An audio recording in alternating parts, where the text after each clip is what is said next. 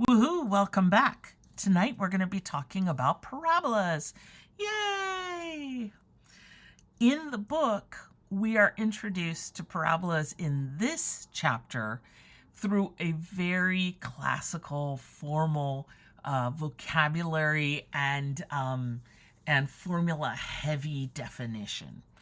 And so I find that this can be a little intimidating for folks who have just gotten to know the basic parabola, which we have talked about. And suddenly, instead of the simple smiley face, we've got a focus, we've got a directrix, we've got all this stuff going on. And sometimes you can lose the forest for the trees. So what I want to do is I want to present the information, talk it over, describe what's going on. And then what I would like is to use a much more practical approach in terms of the problems we're going to be solving. How do you use this information to graph a parabola or to find out more information about the parabola? So let's go ahead and get started. Again, the parabola, the basic parabola we've dealt with in the past, y equals x squared, is simply this smiley face. But it turns out that there were two other parts of this puzzle that I didn't tell you about. There's something called the focus and there's something called the directrix. Now, the directrix is a line and it lies outside of the parabola. The focus is something that gets hugged. And if you imagine, best way to think about a parabola, think about it as a satellite dish or as a headlamp. And then the focus is going to either be in the satellite dish, it's some sort of a receiver, and in a headlight, it's where you would put the light bulb. And so parabolas are going to be really useful in terms of collecting signals or sending out waves. So that's there are parabolic heaters. There are all sorts of lots of uses in the physical world for parabolas. It turns out that the official, and here I've got a beautiful drawing that I didn't do thanks to Microsoft Word. Basically, if you take any point on the parabola and you look at the distance to the focus and the distance to the directrix, these distances match up. And the parabola is the set of points which are equidistant from the focus and the directrix. For example, you could see this distance versus this distance. So we end up with this parabolic shape. Now, there are a bunch of things going on. I've got the phrase vertical parabola right there. That means it opens up or down. So there's a matching version that is opens downward, and basically it looks the same, just flipped around. And there's also the concept of vertical parabolas shifted. Now you'll recall that there are transformations. So we're going to start off talking about parabolas whose vertex is 0, 0, but we can also talk about a vertex of h and k. We have discussed an axis of symmetry. That is this line, the skewer, if you like gyros, meat that's, if a rotisserie chicken, if you eat meat, or a rotisserie tofu if you don't. This would be the stick that you put through the tofu, and you've got this symmetry on both sides. It's the same on both sides. There is the concept of the focus, and here the focus, we're going to say that this is at the point x equals 0 and y equals p. Now, once you know where the focus is, because this distance and this distance are equal, the directrix is at y equals the opposite of p, because one is up p from the vertex and one is down p. Okay? And then when p is positive, we're going to open upward and open downward for p is negative. Now, you'll notice in the past we were talking about a, and that was in the context of quadratics. This is a slightly different setting, so we have abandoned the a, b, and c, and now we've got the letter p.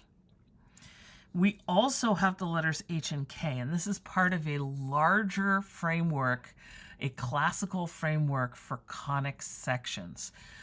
These are the graphs that we can obtain, the objects we can obtain by looking at a cone, which is something we did in class. So you can check the notes for that. And if we shift the parabola, then we end up with a new vertex.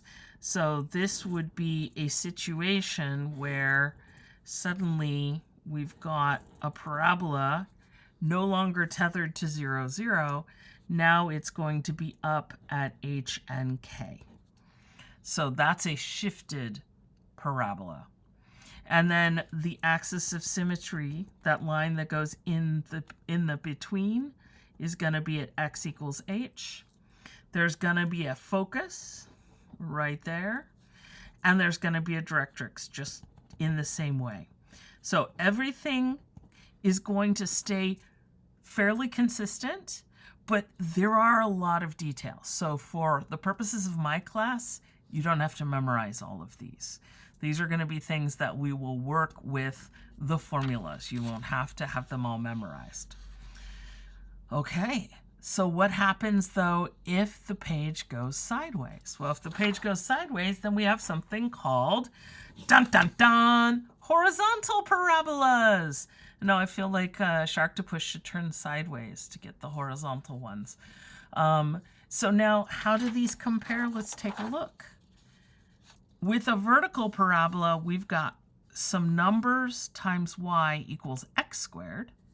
And then over here, we've got some numbers times x equals y squared. So if x is the one getting squared, this is a parabola that opens up or down. If y is the variable that appears squared, either in a plane setting or in the shifted setting, if the y is the part that's the square, then our parabola goes horizontal, goes sideways, one of the two ways. It either opens to the left or opens to the right. And in the same way, you'll see there's a beautiful symmetry here. Since we're merely swapping x and y, then we've got, instead of, for example, 0p for the focus, we have p0.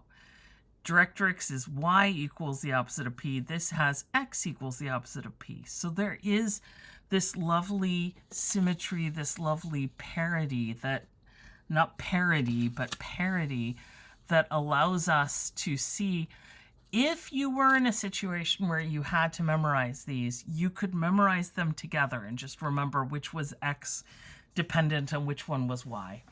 In the same way, we have, if we have x minus h and y minus k, then that parabola is now shifted to a new vertex. Now, I have to warn you, the book that we are currently using when I make this video, it gets a little squirrely with h and k, and it switches them, and that is really weird, so I'm not going to do that. So the book and I are disagreeing because this is the way it's been since the dawn of time in my mind. And so I'm going to stick to it because I'm too old to learn a new way. Basically, x and h are buddies. Y and k are buddies. You do not split up a good buddy. So, so you can see, though, that there's that parity. And I know you look at all this and your head starts to spin. So what do we do? How do we use this? Well, what I'd like to do is try a few problems. Now, granted, these are not going to be extremely advanced problems. This is going to be something for ongoing exploration. Make sure you've got Desmos out. Make sure you're practicing. Do lots of different parabolas. Look at different graphs. See if you can tweak the graphs and understand why they're tweaking the way they do. Try to anticipate. Write some formulas for yourself and check out what the graphs look like and see if you can anticipate those changes. Okay, so let's go through the problems. So the problems for parabolas are very simple to phrase and deceptively simple. I mean, these don't look. How could this hurt at all? It barely has any numbers, and the answer is, well, this is. You have to understand how the numbers work together. So if you have an equation of the parabola with vertex 0, 0, and the directrix is y equals 6, let's take a look at what's going on. Notice I am not asking you for a graph, but I am going to graph it so that this is the way that I think about these graphs. If the vertex is at 0, 0, and the directrix is at y equals 6, you got to remember, okay, y equals 6 is going to be like up here somewhere. Now, if this is the vertex, the directrix has to be outside of the parabola. So this means that we've got a parabola that's going to open downward like this. And then the focus, if this is right, y equals 6, so this is 0, 6. Remember, this distance has to be the same as this distance, so the focus is going to be at 0, negative 6. Now, so far, I'm not using any formulas. I'm just using my understanding of how a parabola comes about. And a parabola is the set of all points which are equidistant from the directrix and from the focus. So I know where my focus is going to go. But having said all of that, now that I've got a graph, I can say, okay, I am looking for a parabola that opens downward. It's a vertical parabola.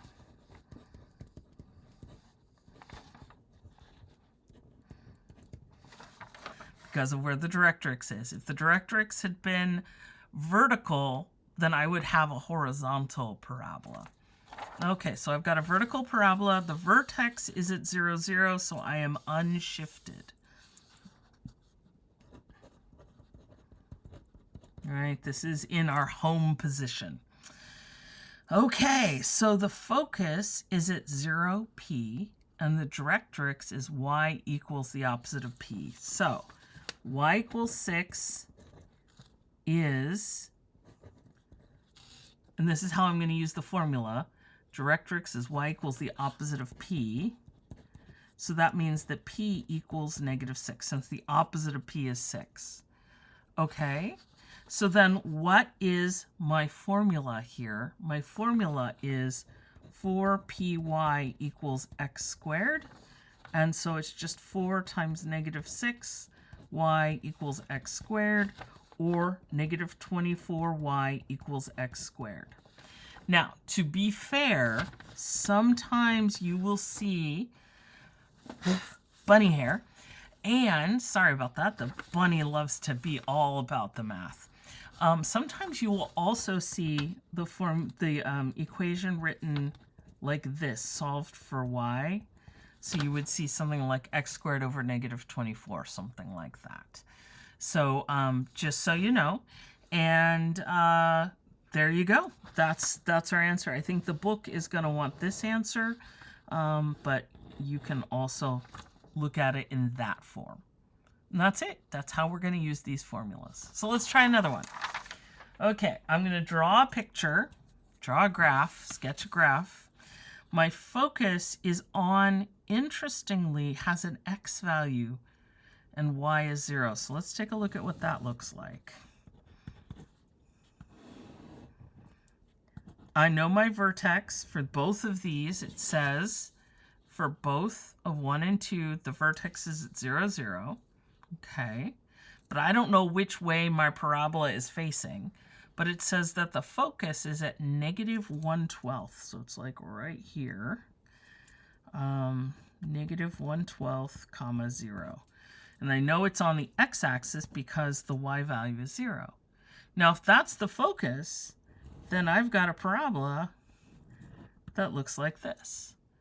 And in fact, since this is in standard position, this is in, the vertex is at 0, 0, I know where the directrix is. Because again, if I can remember that this point is halfway between the focus and the directrix, that means that this is at the point, or is at the line, y equals positive 1/12. In the same way that If the directrix is y equals 6, then we get 0, -6 for our focus. If the focus is at -1/12, then the directrix is at 1/12. Okay, so this is a horizontal parabola centered with a vertex at the origin.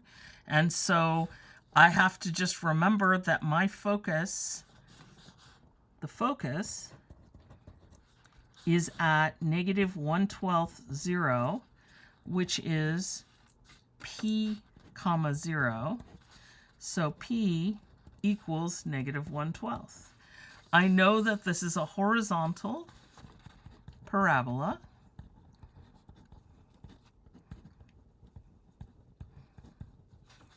Right? And I know that p is -1/12, so my formula is going to be 4px equals y squared, where p is -1/12. So I've got 4 times -1/12 times x equals y squared, or -1/3 x equals y squared. So this could either be written as -x/3, the opposite of x/3 equals y squared, or this could be written as x equals -3y squared. That is another way to write it, in that same way that you've got a couple of options here. I believe that WebAssign and the book are both going to prefer this format, but you could use either one. Okay, so now I hear you saying that's all fine and good, but what about a shifted parabola? That seems like it would be a lot more exciting. Well, it is. If by exciting you mean, let's just stay with exciting. Why not? Because we're dealing with squares, and so we're talking about completing the square. Dun, dun, dun! So what in the world is happening here? Well, let's take a look at our two sets of possible parabolas. If we have a shifted, so see how this is kind of messy? There's a middle term, there's an x term. That means we're shifted. So in the shifted world, we've got two possibilities. Either the x is the one that sees the square, or the y is the one that sees the square. So let's take a look. X is the one that's seeing the square. So we're in a vertical parabola situation, but it is shifted. Notice that we have to get it into the x minus h format. This is the format that we need to get into. This is not x minus h. This is not a perfect square. So this is how I would propose you do it. Now keep in mind there are a couple different techniques for this. You can choose how you want to do this. I'm going to follow basically the same rules I followed when we were completing the square before. And that is that I'm going to line up the x squared minus 10x, and then I'm going to take the 20 and get it out of the way. Now, if you do have a number in front of x squared, you are going to have to clear that. We have 1x squared, so we don't have to worry about that. Woohoo. Okay, so now you have to remember the steps of completing the square. Basically, what I want is I want a perfect square over here. So I'm going to follow this process where I take the number in front of x, and I get -10, and I'm going to take 1/2 of that number. 1/2 of that number is -5. Then I'm going to take this number and I'm going to square it. Okay, so you take the coefficient of x and take half of it, right? Because you're trying to get it to AB. So you divide out the 2, and then you're going to go with the b squared. So that's going to be the -5 squared. And then what we're going to do is add 25 to both sides.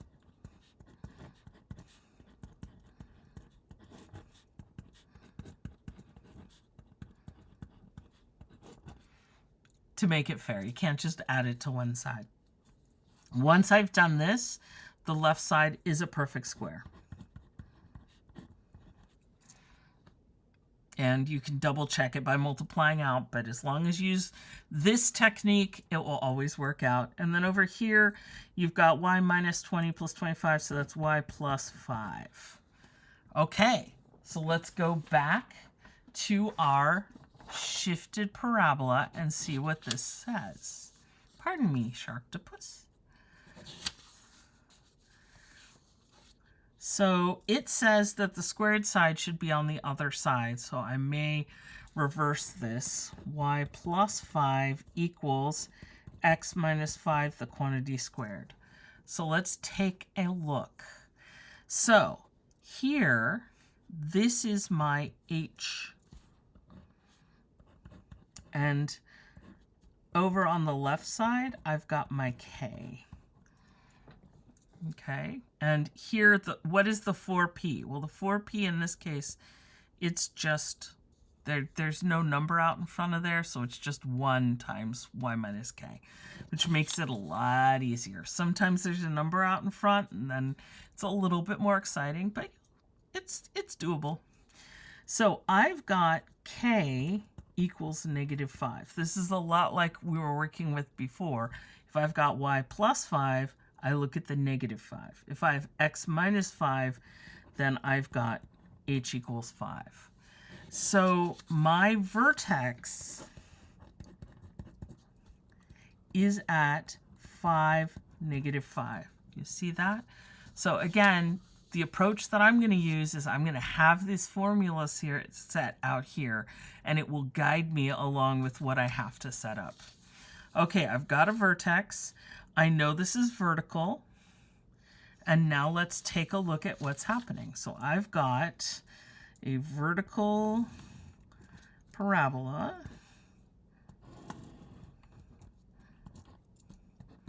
And I've got a vertex at 5, -5. So that would 1, 2, 3, 4, 5. 1, 2, 3, 4, 5. There's -5. There's 5. Okay, there's my vertex. Now the question is, does it open up or does it open down? It's a fair question, right? Which way? Have I graphed it with no room and it has to go down like this, or is it going to go up? And what we're going to do is we're going to look here and we're going to see, okay, whatever number's out in front of y, which is 1, if p is positive, it opens upward, and if p is negative, it opens downward. The number out in front is +1, so we're going to open upward. So this is a parabola that opens up. Now, what can I do to take a look at this? Well, another way I could look at this, honestly, Cheaty McCheaterson, but if I go up here, if I'm like, okay, blah, blah, blah, I don't know what's going on here, and it's very frustrating, and I'm not sure what to do, I can always, old school, plot some points. When x is 0, y is 20. Okay, so I happen to know that there's this point. It's way the heck up here somewhere. 0, 20. This is so not to scale. But so, in other words, if this is the vertex and I have to get through that point, this is a parabola that opens upward. Does that make sense? So the old school solution is, 1, find a teacher who can actually draw the bottom of a parabola. This is my bête noire. I cannot draw the bottom of a parabola to save my soul. Sorry about that, guys. But I've got a parabola that looks like this. Now, what if I want some detail? Like, what if I want the directrix? What if I want the focus? Because I've got a sketch. The vertex and a point, and bam. If anyone asks you what's this point, you have an axis of symmetry. The axis of symmetry in this case goes through the x value of 5, so that's x equals 5. So if you go over to 0 to get to 20, then here, what point would this be? You go 5 in the other direction, you got it, it's 10, 20. So you can use, you can get kind of scrappy with these. You can use the fact that they're symmetric to come up with matching twin points. You could use the quadratic formula to find out what the x values of these zeros would be. And you can use the formula and say, okay, the focus, here's the axis of symmetry, x equals h, there we go. We could say the focus is at the point 5, and then p plus k. So what we'd have to do is we would have to say, okay, what have we got here? What is p? P is the number, it's 4 times p on the outside. Now this is 1. So right here we would say 1 equals 4 times p, or 1/4 equals p.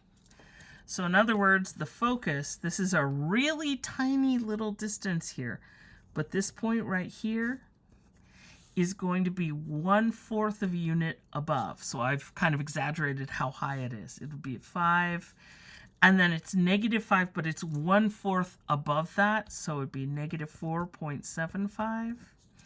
And then my directrix is going to be down here below, and that would be a y equals, and then it would be I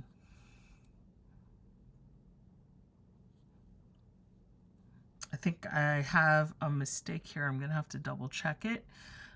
This one only works. This is going to work when we're in a certain orientation. But basically, k here is, yeah, this should be p plus k, not the opposite of p plus k. The directrix would be at y equals -5.25, right? The 1/4 below this point of 5, -5. And that's it. Woohoo! Yay! Hopefully this made sense. Definitely ask lots and lots and lots of questions. And definitely, do some practice. Bring along a support carnivore or support omnivore. And, ask lots of questions. Play with a graphing app of some sort and just familiarize yourself with these.